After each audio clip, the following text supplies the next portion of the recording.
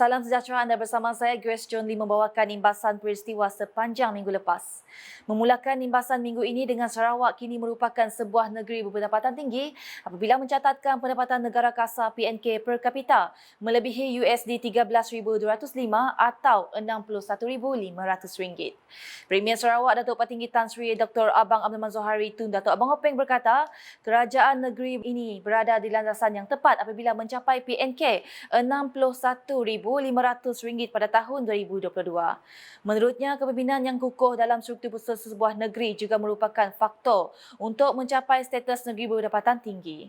Beliau berkata demikian ketika di media selepas merasmikan Masjid Al-Malik Taman Uni Garden, Kota Semerahan baru-baru ini. Premier Sarawak menambah asas yang perlu diberi keutamaan sekarang ialah untuk mencapai agihan pendapatan yang seimbang kepada rakyat. Sementara itu, Datuk Petinggi Tan Sri Abang Zohari berkata pendapatan tinggi isi rumah di negeri ini boleh dicapai lebih awal berbanding sasaran asal yang ditetapkan pada tahun 2030. Ujarnya perkara ini boleh dicapai memandangkan kejayaan Sarawak diiktiraf sebagai negeri berpendapatan tinggi baru-baru ini oleh Bank Dunia yang menjadi indikator baik untuk keadaan ekonomi negeri ini.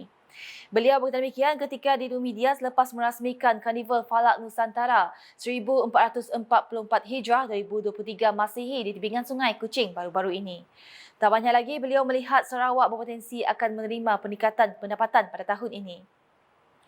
Imbasan seterusnya, kerajaan Sarawak berhasrat menghasilkan vaksin untuk penyakit berjangkit di kawasan tropika dengan menubuhkan sebuah pusat penyelidikan yang memfokuskan kepada penyakit berjangkit yang berkaitan. Premier Sarawak Datuk Petinggi Tan Sri Abang Zohari berkata Sarawak kini giat menubuhkan pusat tersebut untuk melihat kebolehan negeri ini dalam menghasilkan vaksin itu. Beliau berkata demikian dalam sesi dialog Sunday Morning with Premier 2.0, dialog session with Young Entrepreneur on New Economy di Kuching baru-baru ini. Tambahnya, barisan penyelidik yang dilantik akan bekerjasama dengan pihak Hospital John Hopkins di Singapura memandangkan Sarawak mempunyai hubungan baik dengan negara berkenaan. Pada masa sama, beliau mendapat inspirasi pada Samsung Biologic terutamanya dalam penghasilan ubat untuk kanser.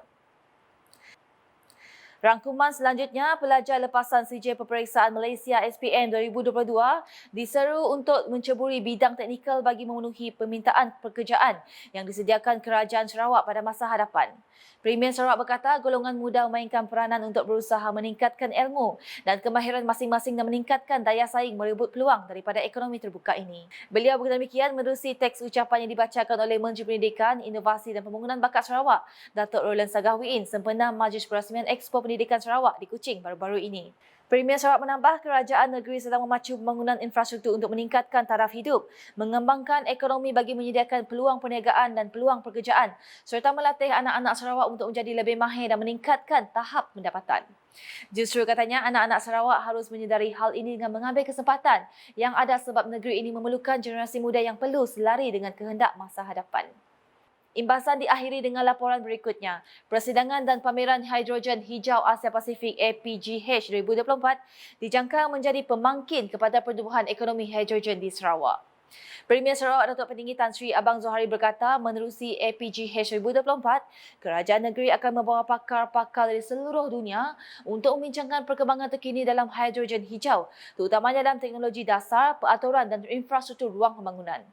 Menurutnya, APGH 2024 juga akan menyediakan platform terbaik untuk syarikat-syarikat antarabangsa menjalin rangkaian dan meneroka peluang untuk kerjasama dalam ekonomi hidrogen.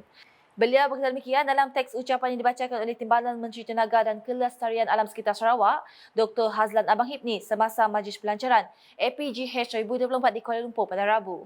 APGH 2024 dijangka berlangsung di Pusat Konvensyen Bandar Kuching BCCK dari 11 hingga 13 Jun 2024 dengan sasaran menarik 100 peserta pameran, 500 delegasi persidangan dan 4,000 pelawat perdagangan. Saya Grace Johnny, teruskan kesetiaan bersama kami.